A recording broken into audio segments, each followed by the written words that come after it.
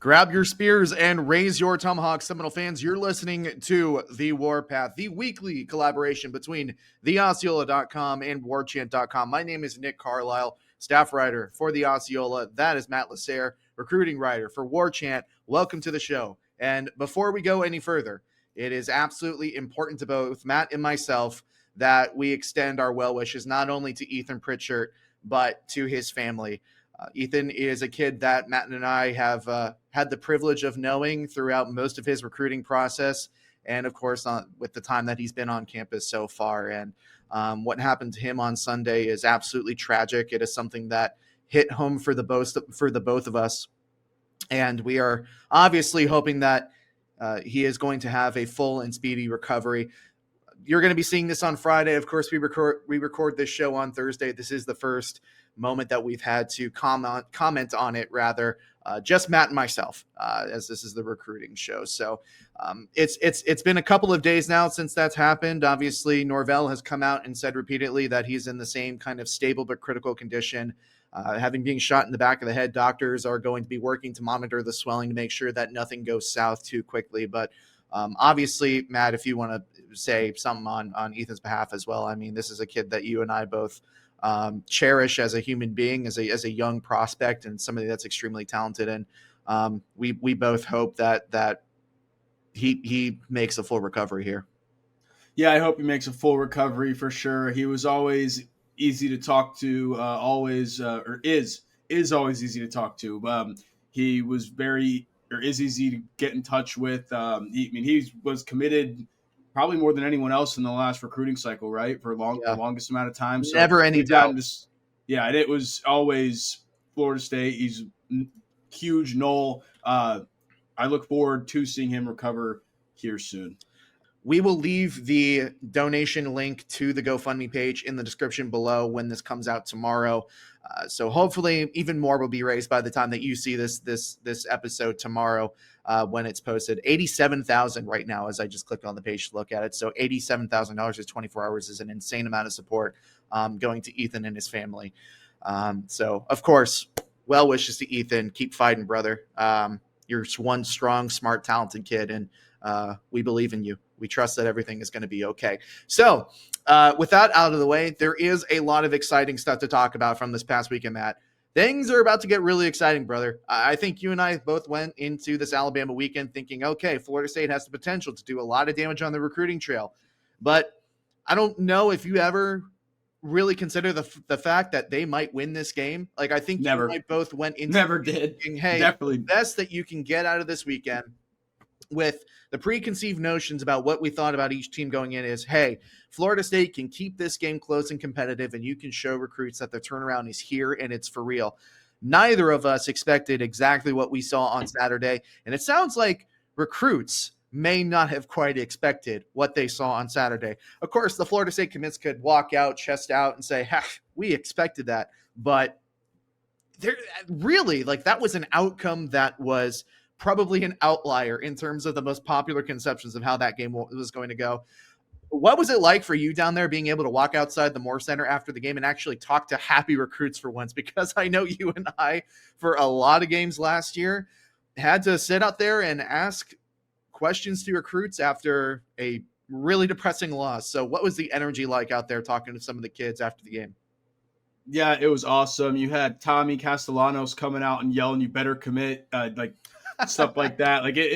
It was a really, really fun atmosphere. And not to mention, I got an easy shortcut because I got to go onto the field and just go out of the tunnel that we wait at the recruits for. Nice. And have to deal with the other traffic and Doak like we normally do. So that was fun. But yeah, man, the atmosphere was unreal. And yeah, going into this game, we're like, all right, if Florida State competes, that'll be good for recruiting. That's all they need. They need to show they're on the right track. They went 2-10 last year. All you need to show is you can stay in the game in the fourth quarter, and these kids then see that, oh, well, you know what? By the time I get here, this program's going to be on the right track, and I can help them get there too. So that's what we thought they needed. And then there was the atomic bomb of them winning. So, and that obviously brings on not even kids that were here or on campus for the game, is getting their attention. Keep in mind, this was a ABC 3:30 kickoff, the most ever watched ABC 3:30 opener of all time. So there were other recruits watching, even if they weren't in the stadium. And it's huge. You're going to see a lot of interest for Florida State within the coming weeks, I think. And where you really look to now as a big recruiting weekend is that Miami game. And that's when you're going to see all these guys that are showing interest try to come, is what I think. Yeah, it's going to be something to monitor over the next few weeks for sure. You and I have heard some really encouraging things on some things that might be happening soon. We can get to that maybe a little bit later in the show. Some good things have already happened to Florida State recruiting. Obviously, we alluded to it pretty heavily. I mean, we weren't really soft in this kind of prediction. It was kind of hard to be. It was really hard to be. Jonah Winston became a Seminole on Saturday night. Of course, 2026 three-star wide receiver, younger brother of Jameis Winston, pulled the trigger on a commitment to Florida State on Saturday. And then I can't remember whether the 2028 wide receiver Lamar Garrison pulled the trigger on Sunday or Monday. I can't remember Sunday exactly morning. When that happened. Sunday morning, because I had to write that up really quick. Yeah. Extremely talented 2028 wide receiver that also hopped into the boat. So some immediate returns for Florida State. One absolutely expected, one not so expected. Obviously 2028 is a far way away, but there is the potential for some more immediate momentum for Florida State on the recruiting trail. Do you feel like there is the potential for this to really skyrocket into momentum that Florida State really hasn't seen on the recruiting trail in a while? Or should we kind of mediate our expectations in terms of what's possible for this recruiting staff over the next couple of weeks before that Miami game? So I'm in the middle of this, to be honest with you. I think some people on the boards need to settle down a little bit, especially the ones that keep asking about quarterbacks. The amount of board posts I've seen from Keyshawn Henderson, Landon Duckworth, it's like, dude, hey, let's give it a little bit. I think you're seeing how hard they're going at a 2027 quarterback. I would be surprised if they went and tried to get another 26 quarterback. The only one I could, like, if Landon Duckworth were to show them any interest, because I feel like he never did, because, again, he never got on campus, maybe. But other than that, like, Keyshawn Henderson's going to Houston. Landon Duckworth's likely going to South Carolina. Jaden O'Neal is your guy, and I like Jaden. And I wanted to get that out of there because it's like I've seen it so much. As of now, Jaden O'Neal is your guy. I do not expect them to look elsewhere. That's why they're going so hard in the 27 class, I think, already. I think the potential for additions or even like really pushing for recruits at other positions. It's not at quarterback. It's going to be the positions that edge rusher, yep, maybe offensive tackle, mainly edge rusher and defensive line. I think are the running back as well, most, right? Yeah, running back. Yeah, that's what we have some names. We'll get to like Derek Cooper. Steve Wiltfong reported that Florida State's getting some momentum there and gaining some interest. And it's become pretty clear that and Carson Baker as well. They're still after him. But from what I've heard, again, he's still pretty locked into. That's a weird one. That's a really weird one. He's doing the gator chomp on a video with Chad Simmons, but he's wearing a Florida State backpack. What the hell? But anyway, all right. Before you get me off on my tangent, I think all of that is a show anyway. I mean, I remember Zay Thomas showing up in a Clemson jacket and Clemson gloves, after he had either just before he committed, but that was at the Rivals 5-star, and he had just come off an official visit. And obviously, he's signed to the Florida State roster. I think any reaction to that it's all for show. But also that's what makes our content fun. Oh, exactly. Don't mean to make that a negative thing whatsoever, but I do want to back you up on that quarterback talk. Jaden's your guy at this point. It's so hard to say there's a 0% chance of anything happening in this business, but Keyshawn Henderson is going to go to Houston. There are really tight coaching ties there that is going to keep him there. I do not foresee any of that changing. So I really think that as much as you want to go and say, hey, knock on that door, see if there's anything behind that door in terms of shaking up that recruitment at all, I just don't see that happening. No, it's a guy like Trenton Henderson that you want to look at, or again, Derek Cooper. The guys the positions of need is where you look at that, right? There's probably, because they hit on most of their positions and got a lot of their top targets already. Yeah. So this is just going to add on to that. Yeah. So the 2026 quarterback conversation may be a moot point. Done. But the 2027 quarterback conversation, that is just beginning, friends, as Cavon Bryant, Rivals and On3's number 1 rated quarterback for the 2027 class, was on campus not 1, not 2, 3 days over this past weekend for a multi-day visit to Florida State. And you and I talked about this last week. The Warchant YouTube channel talked about this multiple times last week. There is a real sense that Florida State is in this thing, and not just in this thing, potentially in the lead for Cavon Bryant. And what an absolutely talented guy to be in the lead for here. You watch this film, which we've been able to pull up on your screen right now. Take a look at what Tommy Castellanos did on the football field with a lot of designed QB draws, QB runs, sweeps, cuts. A lot of that Gus Malzahn offense and what Tommy Castellanos was able to do with his legs.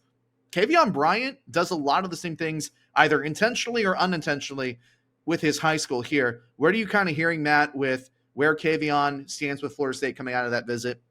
How excited should Florida State fans be about this kid? And do you think that there's a potential for some early good news here with Kavian, or do you think that a potential early decision, is much further down the road? Yeah, you have a real good shot. Right now, if you're not leading, you're top two, and the other one being Texas Tech, most likely. And he also, right before we started recording, Wilt Fong put out, he scheduled some other visits to Texas Tech, and SMU, which again is kind of expected. SMU was kind of there, but I believe they already have a 2027 quarterback committed. But again, when a guy like Cavon Bryant wants to come, you're not going to say no. You're still going to host him.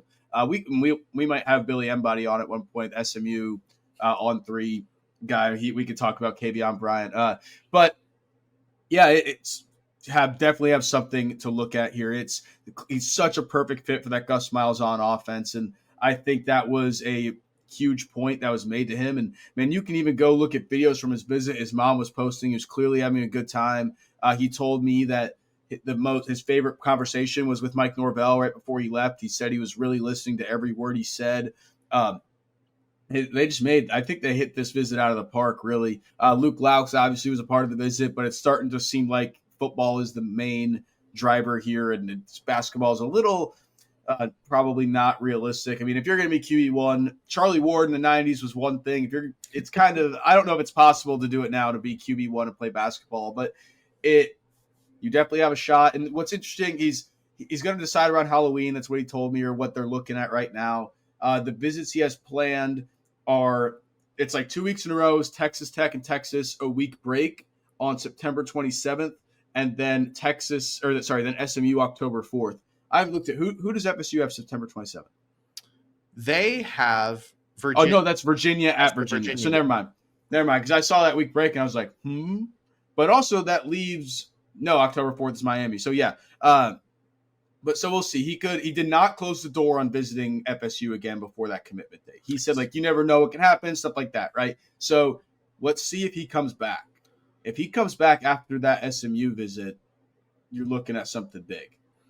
So wait, is that SMU game on the 27th? Is it the 4th? When is that SMU game? No, the SMU game, I believe, is the 4th. Okay. Well, I guess, you can't rule out the fact that maybe he just doesn't go to that SMU game and goes to the Florida State Miami game instead. That is a real possibility. Don't know enough in terms about how locked in Cavion's visits are, whether he kind of goes with the flow or he likes to stick to his schedule. We haven't really seen a trend with him yet. We haven't been able to watch him long enough to see that. So it's kind of, we'll see what happens. Anything could happen, but at Florida State, you definitely have a shot here. Somehow, some way, you are in this recruitment, and you are very much in this recruitment. To say you're above Texas right now for a Texas kid is insane. Yeah. Life, death, taxes, and DQ Forkpa being mentioned on the Warpath. Matt Lasser. I was going to say, should we give him a medal next time we see him? We might. We might have to make him a permanent member of this show. Yeah, we need to have him on for sure. He needs to be the first recruit guest with the amount we've talked about him, and that's just the way the cycle is, because he's one of the top uncommitted guys in the cycle right now, and Florida State's involved. But yeah, what is there not to talk about with DQ Forkpa? Again, he kind of confirmed it was Florida State and Michigan, like we suspect, because he said Florida State's top 2, and the other one was Michigan. So again, nothing we didn't know, but it's good to hear that confirmed. Mizzou has entered the chat here, though, which is very interesting. He said he's going to take a visit to Mizzou later this year. Mizzou loves to offer money. We both know that. That's what happened with Javion. Yep. Yeah, that's what Mizzou does, and Mizzou's known for. The funny part of what I heard about that is Javion did that after he saw Javon Boggs' offer to Mizzou when he was committed there for a brief point of time, and that's when he was like, But yeah, that's an interesting visit. He said he doesn't want to take this to December, which is what we thought, but it sounds like it won't be in September I heard originally. It may be in a time in October, November is when this commitment can come down. But Florida State's definitely trending here, and he saw what he needed to in that game and how Tony White uses linebackers. Again, that's what I kept saying, right, is these kids need to see this scheme in action, and I think this specific visit went a long way for that. But we've also always said we always think wherever DQ visits, it's going to be the leader coming out of it. So let's wait and see what happens after that Mizzou visit and see where he visits in between if Michigan comes. This is one, again, I still would love to have him on campus for Miami. Yeah, this is one I think in general you want to have him on campus as much as possible. I mean, it doesn't have to be for specific. Hell, bring him back this weekend. Bring him back for Kent State if you can. Bring him on campus as much as you can.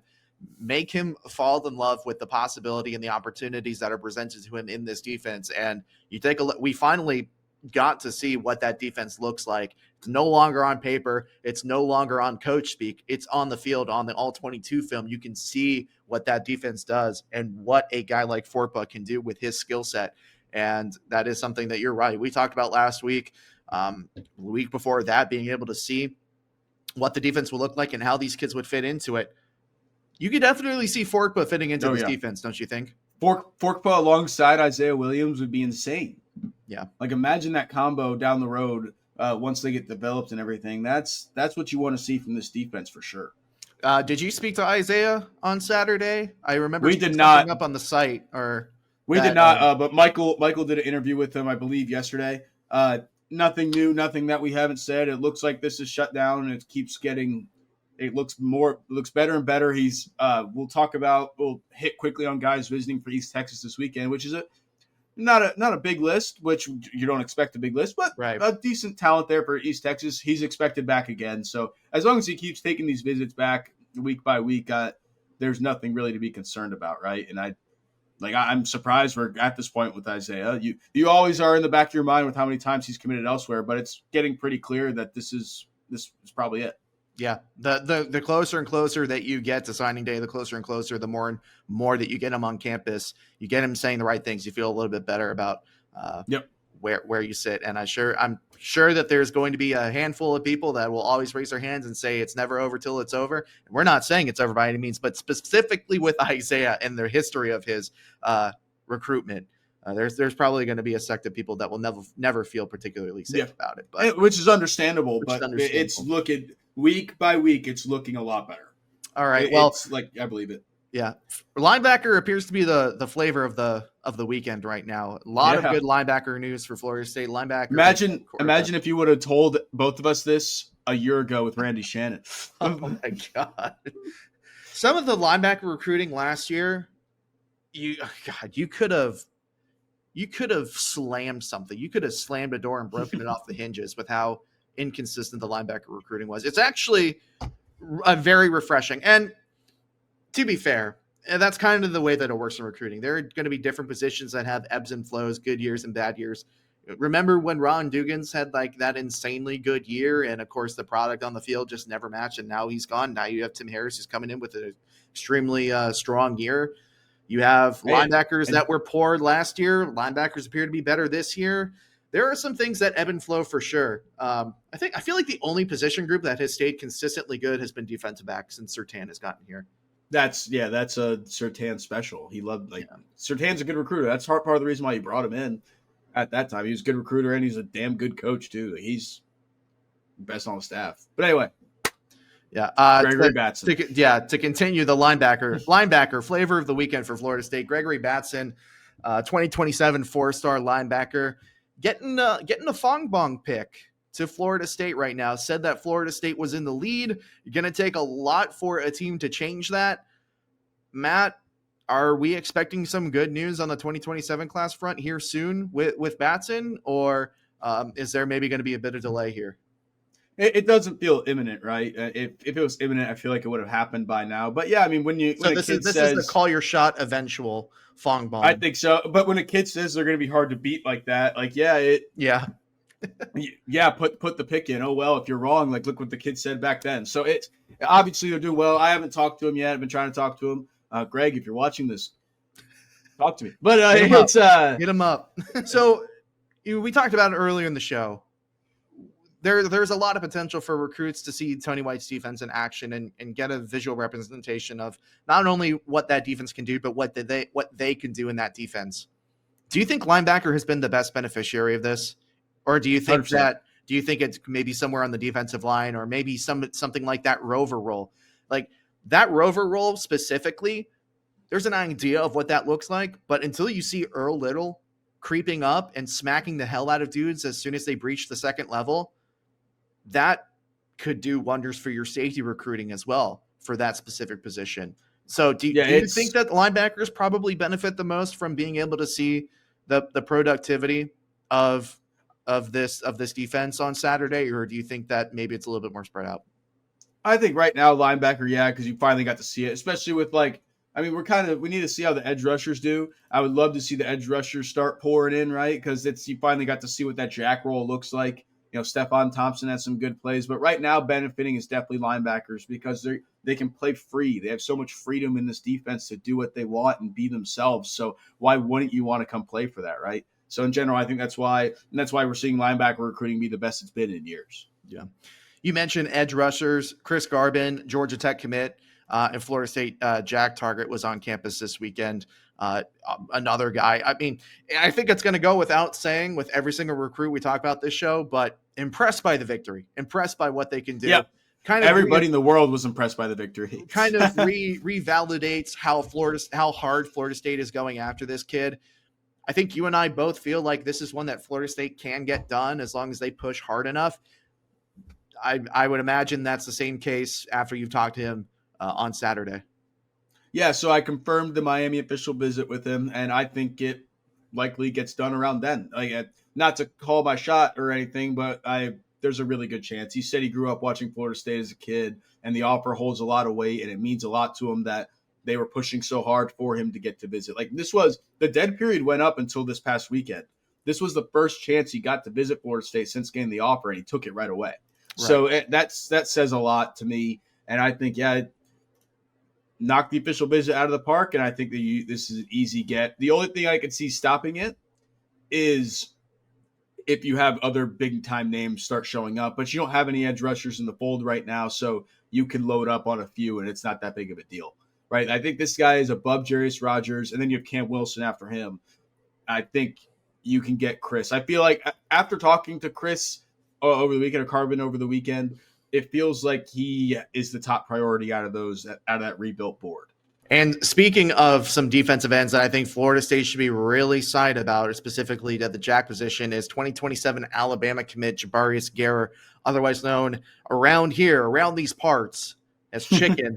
A kid that you and I have both talked to multiple times over the last calendar year or so. He was back at Florida State on Saturday. I'm sure not only to get a look at his squad, but definitely to get a look at Florida State as well. This is a school that he has said repeatedly that he's going to want to come back to. He's come back multiple times. He loves the coaching staff. He loves how Coach Mike Norvell pushes his guys. He came away really impressed with what Florida State was able to do on Saturday. There might be some momentum brewing here, Matt, for a flip eventually, don't you think? Yeah, 100%. He said Florida State or Tallahassee feels like home, like Mobile feels like home, which is insane to say unless you're thinking of flipping, right? So and he said stay tuned. When I asked him where Florida State stood, he just kept going like, man, I love Florida State. Like, I love it here. Stay tuned. So if there were, because he's been here so many times, right? And I think this is the one thing that Florida State really needed to go their way to have a true chance at flipping him. And now it happened. Like, this is one of those where, like, the atomic bomb of beating Alabama will go so well for you because why would a kid go to Florida State over Alabama if Alabama's always the best and you can win a national championship? Well, you just saw Florida State beat Alabama. You saw them beat the team you're committed to right in front of you. He has a really close relationship with Devin Rispis and Terrence Knighton. He is so close with his staff that maybe it's not imminent, but I think this will be one that comes eventually. Like, it just feels, when you're saying stay tuned, when I'm asking you where Florida State stands and you're committed to Alabama, like, what else do I need to say, right? I don't think I need to go much further in it. not only did you watch Florida State beat your team on Saturday, you watched your team look apathetic on the sideline and on the football field. Lots of loafs running around on the football field on Saturday for Alabama. The effort wasn't there, and specifically at his position along the defensive line and kind of the edge, they got dominated for the most part. There were very few plays that the Alabama defensive line were able to outmatch the retooled Florida State offensive line. I'm kind of curious. Let's say that Florida State is able to complete a flip of chicken here. Do you think there's a potential that he could reclassify and join this 2026 class? Or do you think that he's definitely a guy that's going to stick to his current classification? That's a hard one to say right now. I mean, we asked the is hard it always possible? Here Yeah, I have the real answer is I have no clue. But it's sure, it's a possibility. Like, I don't know what his credits are like or if that's a possible thing. I can ask him next time. If you don't get another edge rusher in this class, I could see why you push for it. Like, that would make sense. So, I mean, I don't know if he's ready to reclassify yet. I mean, this kid still has braces. Like, it's like, that's like we're, dude, that's how young he is, right? You didn't no, have no, no. I'm not saying that, but like remember when Amari Williams reclassed and flipped? Like, he was well built. He was much skinnier than he is now, but he looked more like ready to at least go on to that next level, and he contributed right away. This isn't chicken on that. I know what you're saying. There are kids that reclassify, and you take a look at them and you say, yeah, no, I understand. And part of that may also be because they moved back earlier on in their life, and this is actually their actual class. And that happens a lot more than you think, that to keep this option open. So I don't know if that applies to chicken or not, but I kind of agree what you're saying. I think he's only 6'2", 210, 215 pounds, around there. Maybe add a little bit of weight this season and going into next season. But there are reclassifications because there deserves to be a reclassification, and then there's other guys that end up going a little bit too early. So, hey, at the very least, you're getting momentum with a guy that you have invested a lot of resources in. He's been on campus a bunch. He's saying all the right things about your program, and he just watched you put the can of whoop ass on the team that he's currently committed to. That can only prove to be positives down the road. You're going to want to continue to get him back on campus. And it just kind of run out through the things here that we have on the list. George Lammonds. Hey, George Lammonds, and I have something that just looks like came up. Okay. George Lammonds, I love George. Oh, wait, you cut it from the show last week how much I love George Lammonds.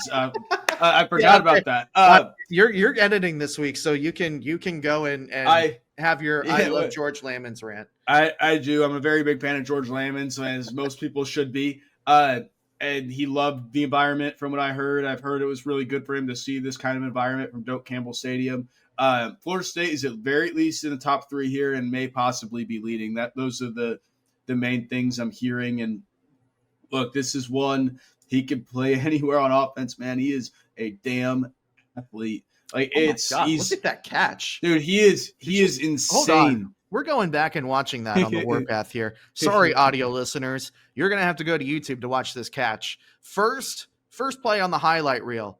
It's over insane. The shoulder, one arm grab from George here. Definitely Florida State's going to be in this one for the long haul, man. And they have a really good shot. It's his dream school. It's where he's grew up a fan. Just don't mess that up. We've seen that a bunch of times. I know. No pressure. I know. Everyone loves to say, "Oh, that's the kiss of death." But no, it's not. George is a quiet kid who I think likes to stay true to his word, and that's why he decommitted from Texas A&M before going anywhere else. Right? Like, that kind of. I know you've talked to him too, Nick. Like, that's the vibe you get from him, right? That seems like right. So I think he's going to take this process as long as he needs to. But right now, man, there's no reason why Florida State wouldn't be the front runner here. Yeah. A quiet kid, maybe a little bit shy, but extremely talented, as you saw from his highlight film. What was the surprise news? On Twitter, I have multiple screens. If you've seen my corner little office, my friends make fun of for how many screens I have, but had Twitter up. Ross Dellinger reporting that an NCAA oversight committee voted today in support of a single transfer portal window in January. That hasn't still need administrative committee to approve that. But if a committee like that's going to vote in favor of it, it looks like there's a good chance of it happening. So no more spring portal window, which I am very happy about. Wow. That has a lot of implications. So Yes. and that window is going to be in January, not in December. So this is ideally going to be after the national championship. Yeah, well, you think about it, right? Yeah, it's a January window. You think about it, you need that window then. It's the one thing bigger than the football calendar is the academic calendar, and schools aren't going to change their academic calendar for the transfer portal. So I think you need it then. And if you weren't going to do it then, you have to do it all the way at the end of spring football. You have to pick one. And it seems like I don't think you can do it right after spring football because kids are going to want to leave right away after the season. So I think that's the best option. It's good for college football.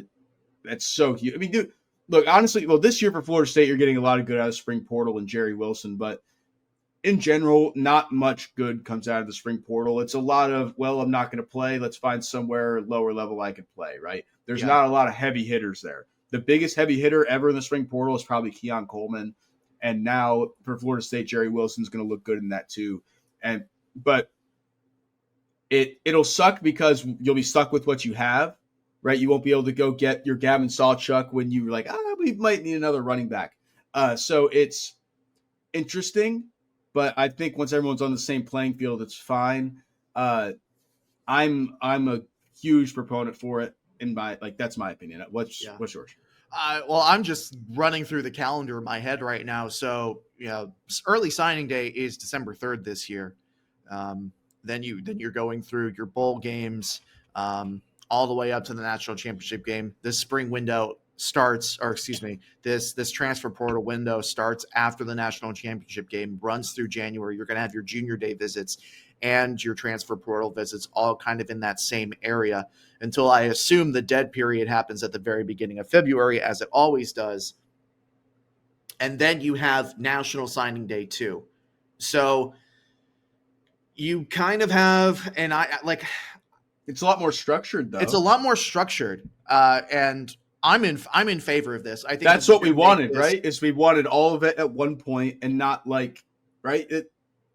It's always felt all over the place. It has felt so chaotic and disjointed and compartmentalized, but not in a good way for the last few years. I think this is I'm in favor of this. I have to do more research. Obviously, Matt and I are probably going to read a little bit more intently after the show, get brushed up on a little bit more of the details here. And we'll talk a little bit more about next week too. Initial reaction to it. Yeah, initial reaction is good. Obviously, there are going to be some areas where it's like, okay, a coach takes another job after the national championship. You're going to go through that coaching carousel. Are these students still going to get that 30 days after a coaching change? And how far does that roll if that coaching carousel gets serious? There are some things that I think are going to be a little bit interesting to figure out. But initial impression is good. It's going to make everything easier on the coaching staff. It's going to put everything in one bubble. And I think it's going to encourage or discourage rather transferring just to transfer, knowing that you have one opportunity here. You're going to transfer to a school that you feel good about. And you, as the student athlete, you have to make the right decision for you. You can't now commit to a school, try it out for I don't actually like this school all that much. I'm going to hop back into the portal again. TJ Finley. Or Jane Rashada. Which way do you want to go? There's a couple of kids that could go down that road. So I think I think it's going to discourage transferring just to transfer. It's going to be easier on the schedule for, at least up front, it's going to be easier of the schedule for the coaching staff, considering that January is the time for recruiting anyways. You're going to be going out on the road a little bit later, right before that dead period. It's going to make your priorities a little bit more clear if you're still needing to shore up some areas in your class on the lead up to National Signing Day. Because the really crappy part is that, hey, you get your guys on National Signing Day, and then it's kind of a mad scramble because you don't know who or what you're going to lose in the spring window. You may have an idea, but there's going to be a couple surprises always. You need to know. You need to know. Everybody's scrapping in the portal. Everybody's scrapping Yep. in the portal at the same time. So up front, I like this change. So that's interesting. And you also, a spring window, like guys would get hilariously overpaid, right? Because it'd be like because they need, yes, because it happens with defensive linemen every year. You see guys overpay for it in that one because it's like, we need this badly, and then you have to go pay way too much money. Like those who it was it Suggs was from the D2 school, ended up going to LSU in that spring window. He visited Florida State. Okay, where is he now? Michigan, Wisconsin? I think he went home. I think Wisconsin. So that sounds right. But like that was one who he didn't play much for LSU, and they overpaid for him because they needed him badly because they were short on the defensive line. Like that's all the spring portal was. To be fair to JVR Suggs, I mean, he was like one of the number one guys like out of the JUCO ranks for that portal window initially. Like, there were a lot of schools that offered him and a lot of schools that were interested, but sometimes you can't handle that jump up, and he had to go someplace else, and LSU obviously overpaid for him, as you said. To get back on track here, there are a couple of more names relevant to this past weekend that we want to get through before we get onto some basketball news here. And eventually we'll go through these running backs quickly because and eventually the visitors list for East Texas this weekend. I first want to talk about Derek Cooper. Wasn't at the game, was at the Miami game on Sunday, but had a lot of positive remarks to say about Florida State's victory over Alabama. I am still very, very skeptical that Florida State is actually a contender in this thing. I'm interested to know how you feel about this, Matt, but I am very much, I have to see it to believe it with Derek Cooper. I have always felt like Florida State has been outside that bubble pretty much since they went 2-10 last year. Now, if they continue to perform this year, who's to say they can't get back in it?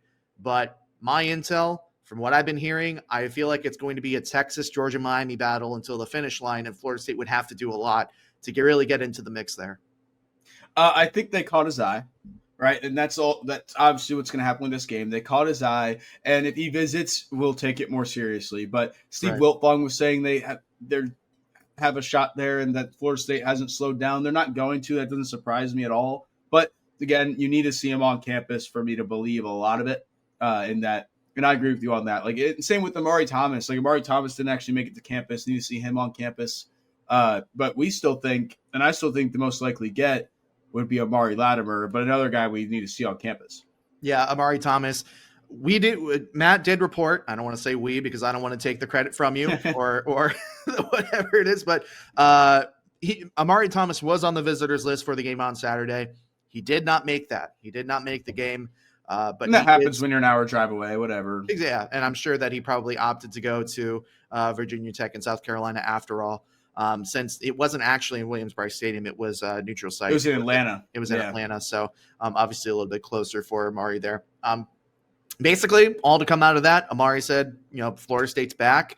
Kind of, not an inconsequential or not a substantial comment, but obviously not exactly the hype and excitement that you want to hear from somebody that was formerly committed to your program and you lost to another program. And I don't necessarily think that's the guy that Amari Thomas is. He's not a hype guy.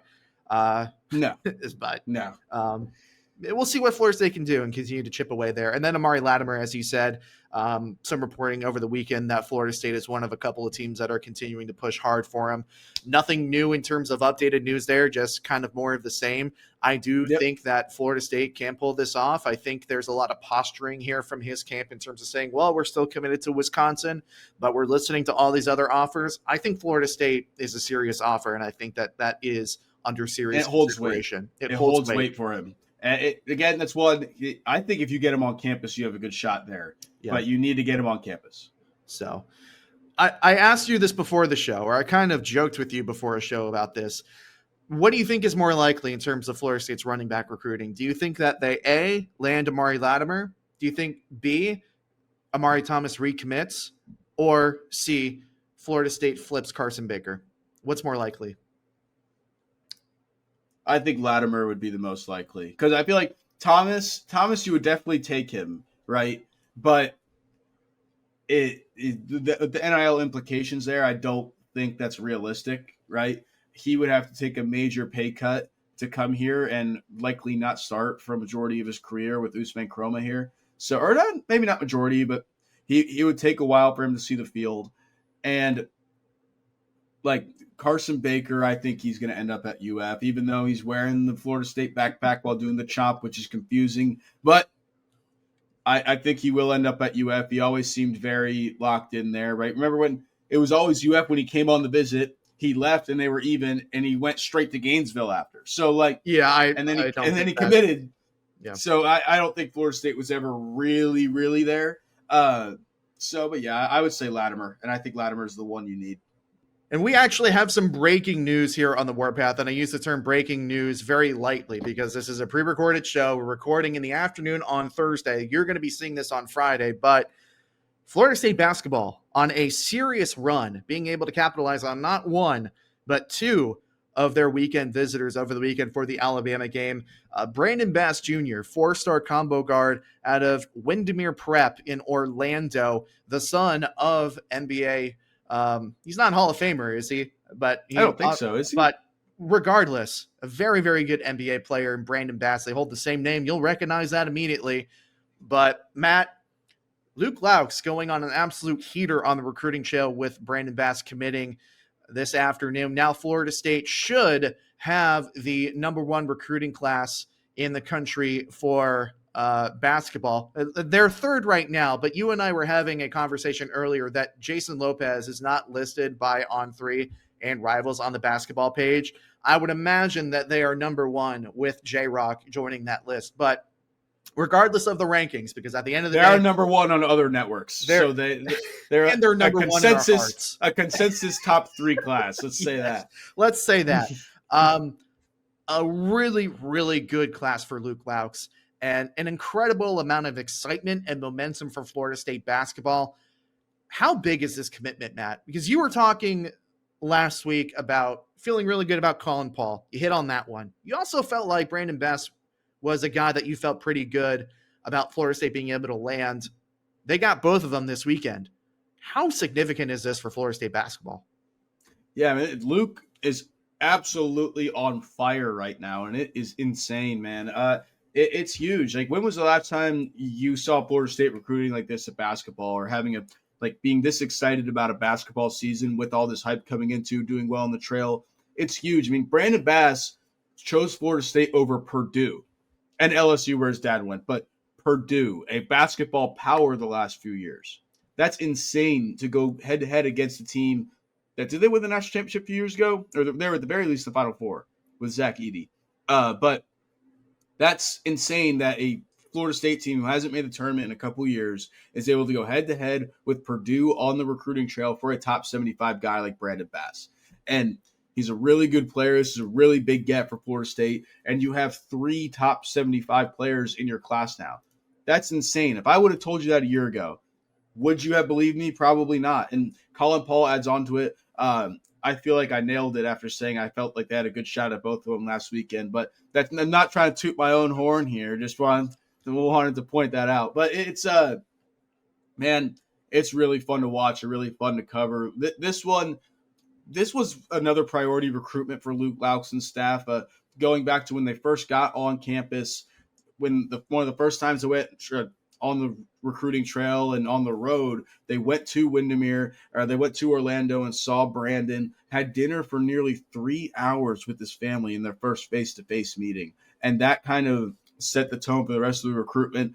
Brandon's coach also played at Florida State with Luke Laux. So, and obviously the NBA connections. I don't know if Luke specifically knew Brandon Bass Sr. that well, but obviously he's going to know someone who knows him pretty well. So and obviously you're going to, if you're Brandon, even though it's not his alma mater of LSU, you're going to trust sending your kid to someone like that, right? Someone who you have friends who know very well and trust. So this is a huge get for Florida State. Huge. And some NBA connections as well, obviously. Yeah. There's that trust, as you mentioned, that is going to be established in terms of sending your kid to somebody that you know is going to coach him well, has that experience in the league, understand what it's going to take. And obviously, being the son of a former NBA player, you're going to have a little bit of that built into you naturally.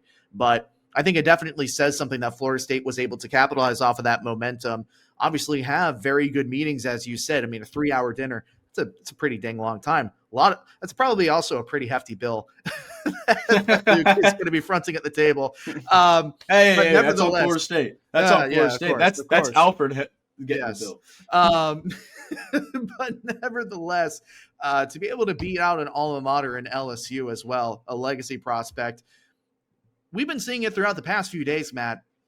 Luke Laux and his guys, his staff, are going on a recruiting heater, not only in terms of of who they've been able to get on the trail, but also in terms of who they've been able to visit down south. They checked in on J-Rock Lopez yesterday or the day before that, relatively recently.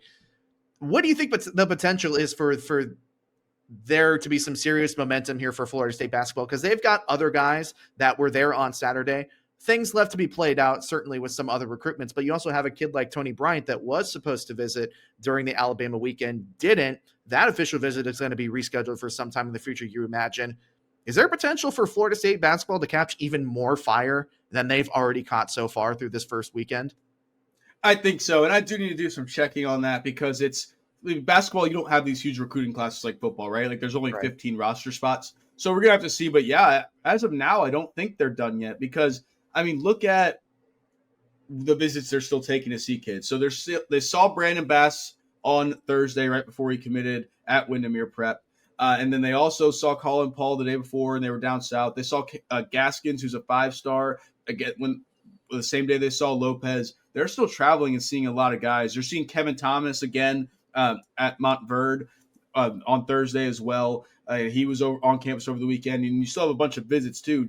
Joe Filon, another Montverde guy who's going to be on campus here in a few weeks. You have multiple other visits that are still to come. Like I think it's five still blue chip visits coming for Florida State basketball. So yeah, if they were done, those visits would be canceled. As far as I know, those visits are not canceled. So we're still going, and Luke Laux is red hot, man. I haven't had the chance to tweet yet the SpongeBob blowing fire emoji or gifs, but that's coming in a second. Just know that 5 minutes after the show, when I tweeted that, it was like I already been thinking about it, just haven't had the opportunity to.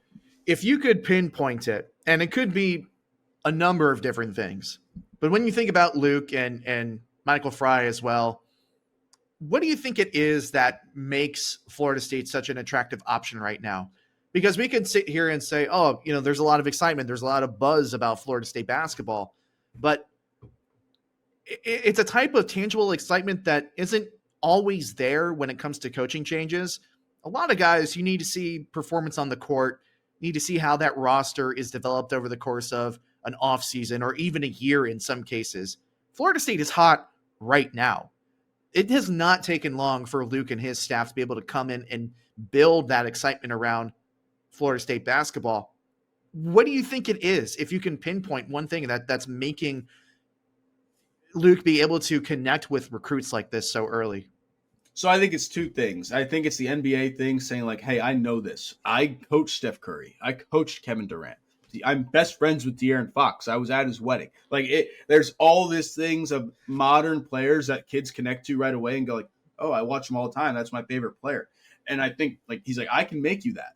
Not many people in college basketball right now have that. Like Coach Cal has that from a bringing them up perspective, but not I saw him in the NBA and I know how it works when you get there perspective, right? That's a whole new thing that a lot of these kids don't hear. And then it's the hires he made on his staff. Michael Fly, Gillian. These are guys who are locked in on the Florida basketball recruiting scene. They know these people. They have good relationships with all these people. And that's Colin Paul, Michael Fly offered years ago at Jacksonville. And that carried over to the already good relationship. Marcus Ponder plays for Gillian's brother.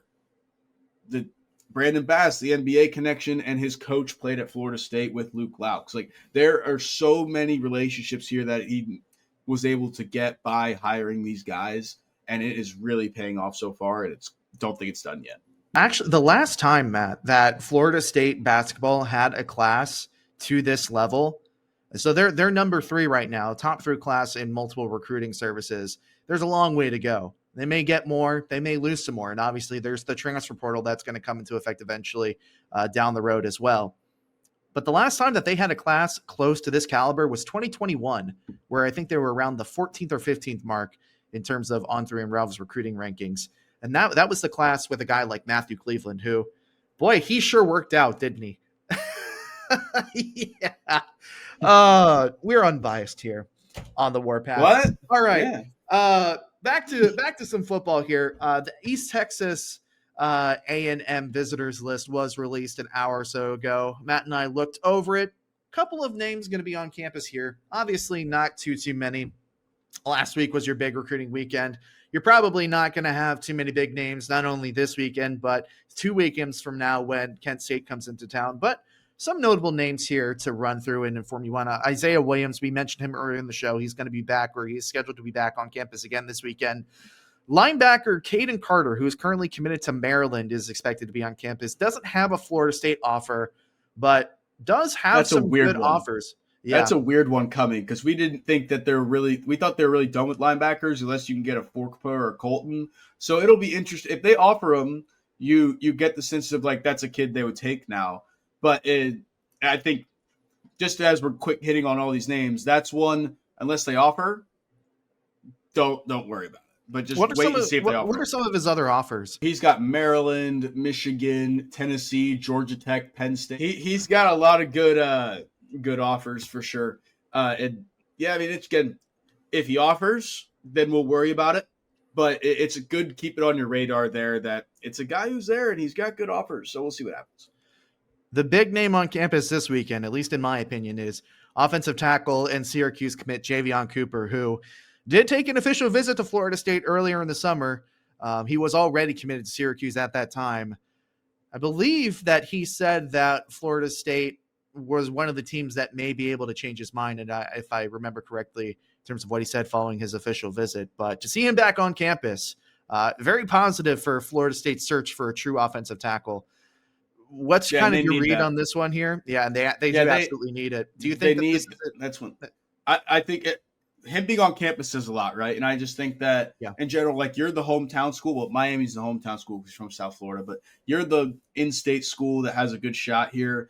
I think, and we see this a lot in the recruiting cycle, and we think we saw it a lot last year. If you look back, a kid commits to somewhere far away. It's all good in theory until you're about to leave for school in December, right? And you're about to early enroll, and then you're like, it's cold up there. Yeah, you're like, it's cold up there. It's a far away from home. Flights are hard to get. I can normally just drive home, or my mom can drive up here if I need her. Yeah, okay, Florida State, Miami. All right, so like that's what. I think that's going to play a factor here. I think that plays a factor in all those recruitments. But we'll see. Fran Brown's good recruiter. Syracuse did not look good last week at all against Tennessee. So this is the one I'm most excited about to see what he says. Yeah. Another Syracuse commit, Stephen Picard, another offensive tackle, not offered by Florida State. Need to wait. If he gets offered, we'll worry about it then. Whitley Cadeau obviously committed. He's going to be back. Judah Daniels is a defensive lineman that they saw at a big man camp over the summer that they like and offered. It's going to be interesting to see how that develops, if it develops even further, because I do think that Florida State is pretty set at that position. Obviously, you're talking about getting edge rusher and jack prospects. On the interior, it's a little bit more murky in terms of what Florida State may or may not still be offered. So that's a wait and see as well. Jacoby Green committed, going to be back. I mean, he's close by. He might as well show up. He might as well have a permanent parking space already here. He needs to get a tattoo. Yes, he does need to get a tattoo. As far as 2027 guys coming in, there's actually a couple of really, really nice 2027 guys. Thomas County Central. It is Thomas County Central, isn't it? Correct. You don't want to get the wrong one for one of those South Georgia schools because they'll get after you. I love JB. I love JB. Really exciting prospect that has been here before. He was here in the spring. He's back again here. A couple of Miami commits, 4-star wide receiver Amari Stevens and another 4-star wide receiver DeMarcus DeRoche, 2 Miami commits that are going to be in town. So good to get those guys on campus. I don't recall either of them really being heavily involved with Florida State previously, apart from an offer. I believe Amari Stevens was here once before, but it's going to be interesting to talk to them to kind of see where Florida State sits in their recruitment. And then one that's really interesting and one that you and I both think is an offer candidate for this weekend is 2027 4-star defensive lineman Caden Fife, who's got a couple of nice offers. I believe Auburn, Alabama, if my memory serves correctly, Matt. Yep, Auburn, Alabama, Miami. I'm looking at the list right now. North Carolina, Nebraska, Tennessee, Ole Miss, Oklahoma. He's going to get offered this week. Florida State likes to do this for some kids, and all schools do this where you wait for them to come on campus to actually physically offer them, and you make it a whole thing in Norvell's office and stuff like that. I expect that'll happen here. I'd be very surprised if it did. You said North Carolina, and I couldn't help but start laughing because they looked absolutely putrid against TCU. They did. And they you just know, flipped a big lineman, and they're trending for Dobson, a 2027 Miami commit too. That's insane. Bill must have taken a look at that roster after getting the shellacking that he did and said, okay, we need some money right now. Let's up the offer here. And Dobson is a crazy one because, I mean, that is a South Florida kid. That is a Miami guy that, you know, is all about Miami. And granted, the flip hasn't happened yet. It's purely a prediction. A fong bong. A fong bong. Thank you all so much for watching today. Remember, the GoFundMe for Ethan Pritchard is going to be in the YouTube description. If you're an audio listener, take a short trip over to the YouTube file, the YouTube video. Go and find that GoFundMe link. If you're looking for it, if you haven't donated already or interested in donating, it's going to be there. A tremendous amount of support for Ethan Pritchard and his family so far in the last 24 hours or so. But that'll do it for us today on the Warpath. My name is Nick Carlisle with theosceola.com. That is Matt Lasser with Warchant.com. We'll see you next Friday with either a guest or a ginormous mailbag all about Florida State football recruiting. Thank you all so much for watching. We'll see you later.